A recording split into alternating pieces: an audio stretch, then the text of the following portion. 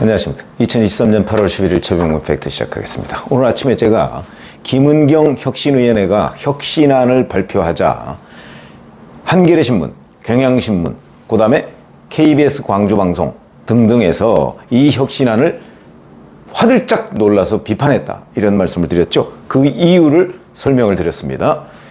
전국 대의원 대회에서 대의원을 떼면 그럼 이스라마나한 기구가 되는 거죠. 전당대회라는 게 그렇습니다. 전당대회의 풀네임이 정기 전국 대의원대회라고 제가 말씀을 드렸었죠. 거기서 대의원자를 떼면 전당대회 자체를 무력화시키는 거나 마찬가지다. 당을 흔드는 것이다. 제가 이런 논조로 말씀을 드렸는데 아니나 다를까 이어서 현역 의원들을 중심으로 반대 움직임이 노골화되어 있습니다. 자, 민주주의 4.0이라는 데가 성명을 했는데 민주주의 4.0은 친문계 중심으로 한 60여 명 정도의 현역 의원이 있습니다. 혁신위가 민주당 위기의 본질이 무엇인지 정면으로 마주하지 못했고 오히려 당을 갈등 상황으로 몰아갔다. 민주당의 혁신안으로 받아들일 수 없다. 대의원 제도는 직접 민주주의 한계를 보완하고 당이 어려운 지역의 의견 반영도 고려되어야 한다는 이유에서 운영해 왔는데 대의원 제도 자체를 사실상 무력화하는 것은 타당하지 않다. 이렇게 성명을 발표했고요. 자, 그 다음에 또 86그룹을 중심으로 해서 전 현직 의원 60여 명이 참여하고 있는 더 좋은 미래, 더 미래라는 데도 입장문을 냈습니다. 이 대의원 문제에 대해서 1년 뒤 개최되는 전당대회 문제로 국민적 관심사항도 국민이 바라는 민주당 혁신의 핵심도 아니다. 총선 전 더 이상 논의를 진행하지 말 것을 지도부와 의원총회에 제안한다. 이렇게 얘기를 했고요. 지도부에서는 고민정 최고위원이 이 의견에 동조하고 있습니다. 그 다음에 뿐만 아니라 양소영 민주당 전국 대학생위원장도 오늘 방송에 나와서 대의원제가 없어진다고 해서 정당이 혁신적으로 좋아진다는 보장은 어느 곳에도 없다. 이렇게 또 민주당의 청년 정치인들도 반대 의사를 피력했다.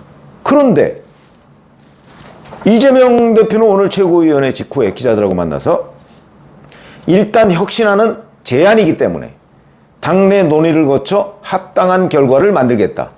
긍정적으로 보고 있는 거죠. 왜냐하면 개딸들의 요구니까 대의원제 무력화가 긍정적으로 보고 있는 겁니다. 자, 그리고 철험회의 핵심인 김용민 의원 방송에 나와서 여러 가지 평가가 있었지만 저는 개인적으로 중요한 혁신안들을 냈지 않았나 해서 충분히 역할을 했다고 본다. 아주 긍정적으로 봤고, 소영교 최고위원 당원들의 의견을 많이 들어서 또 대의원들의 의견도 들었을 텐데 혁신위가 이렇게 의견을 냈으니 충분히 긍정적으로 같이 검토해 볼 만하다. 이렇게 주장을 했고 자기를 개딸이라고까지 표현을 했고요. 혁신위원이었던 이해식 의원도 같은 입장을 보였고 뿐만 아니고 이재명 대표의 강성 지지층하고 권리당원 뭐 이런 사람들이 오늘 모여서 기자회견을 했습니다. 무슨 개혁을 요구하는 민주당 전국 대의원연합, 민대련 뭐 이렇게 얘기하고요. 파란 고양이, 더민주 전국혁신회의 해서 12개 단체가 입장문을 냈는데 이 사람들은 현역 의원들은 없습니다. 여기에 아마 뭐 일부 권리당원하고 뭐 이런 사람들인 걸로 보입니다. 진보 성향 인터넷 커뮤니티와 소셜 네트워크에서 혁신안에 대한 찬사가 이어지고 당원들은 혁신안 세부 자료를 분석하며 자축하고 있다. 열렬히 환영한다. 혁신안 찬반을 의원총회가 아니라 전당원 투표에 회부해서 당원들이 직접 결정하도록 해야 한다. 이렇게 주장을 했습니다. 자, 그러면 양분돼 있죠. 어떻게 양분돼 있느냐?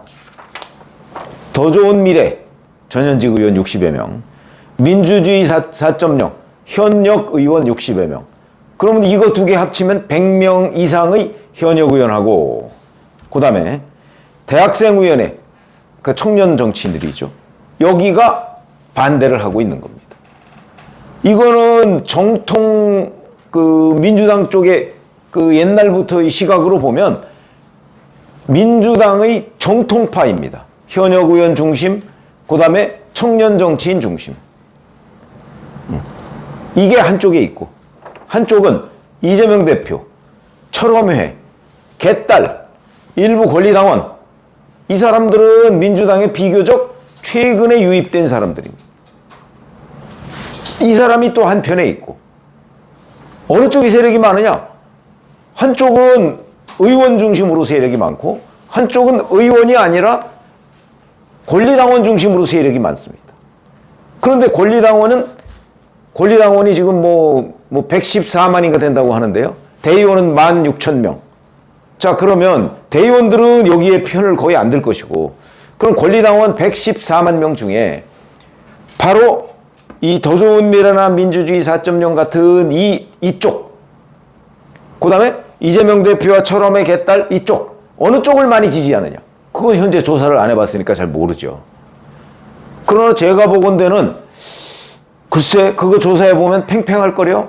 아마도 짐작컨대 팽팽할 것으로 보인다. 그래서 저희가 분석하기는 왜 과거 2004년, 3년 이즈음에 난닝구와 백바지 논쟁이 있었죠. 민주당에 그 논쟁이 있었습니다. 난닝구와 백바지 논쟁. 그게 이제 노무현 대통령을 중심으로 한 신당파. 그게 열린우리당파죠. 열린우리당파가 백바지. 그건 무슨 얘기냐면 난닝구라는 거는 옛날 아주 전통적인 민주당, 뭐 동교동계를 중심으로 한 전통적인 민주당을 얘기하는 거고, 백바지는 유시민 씨가 처음에 국회의원이 되면서 백바지를 입고 국회에 등원을 했었죠. 라운드 티에. 그래서 유래된 겁니다. 그러니까 신규 유입된 세력들, 그 두 세력이 충돌한 겁니다. 그 신규 유입 세력에 노무현 당시 대통령이 있었던 거죠. 똑같습니다, 지금. 저 이 당의 신규 유입 세력에 이재명 대표가 있는 거고, 정통적인 민주당의 현역 의원과 청년 정치인들에는 그건 현역 의원 다수가 거기에 있는 겁니다. 이 사람들이 난닝구고, 지금 이재명 대표 등 개딸 이 사람들이 백바지다. 그러니까 20년 만에 또다시 민주당에 난닝구와 백바지 논쟁이 벌어진 거다. 이렇게 보시면 되고, 이들은 지금 거의 적대시하고 있습니다. 그렇게 되면 정신적으로는 거의 지금 완전히 남의 당 사람처럼 충돌하고 있습니다. 물론 이재명 대표가 앞으로 이걸 이제 어떤 식으로 관리해 나가느냐, 아마 의원총회나 또는 뭐 워크숍 28, 29라고 그러죠. 근데 워크숍 아주 멀었습니다. 28, 29면.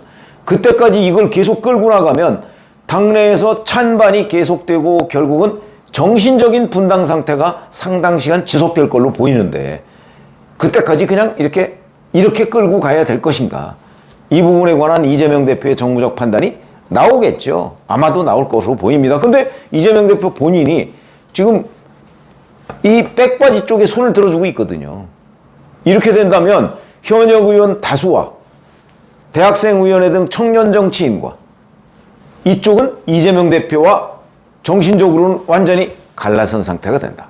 그래서 제가 정신적 분당 국면에 들어갔다고 지금 말씀을 드리는 거고요. 오늘 보니까 누군가의 칼럼에 이게 오래되면 실제 분당된다, 뭐 이런 얘기를 써놓은 게 있던데, 마찬가지죠. 정신적 분당 상태가 오랫동안 계속되면 서로 이제 꼴도 보기 싫다가 되는 겁니다. 그게 바로 20여 년 전에 난닝구와 백바지 논쟁이었고, 결국 그 사람들은 갈라섰죠.